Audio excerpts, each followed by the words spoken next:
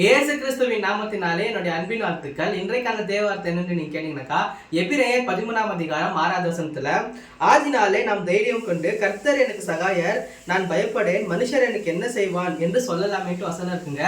என்ன அர்த்தம் நீங்க கேட்டீங்கன்னாக்கா, உங்களுக்கு இப்ப எதனா ஒரு உதவி தேவைப்படுதா, எனக்கு யாராச்சும் உதவி பண்ணுவாங்களான்னு நீ ஏங்கிட்டு இருக்கிற அப்படின்னு யோசிச்சுட்டு இருக்கீங்களா?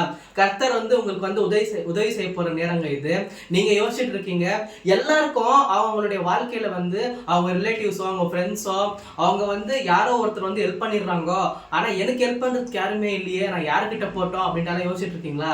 கர்த்தரே உங்களுக்காக ஹெல்ப் பண்ண போறாருங்க. அவர் தான் உங்களுடைய சகாயர். இப்போ தைரியமா இருக்கணுங்க.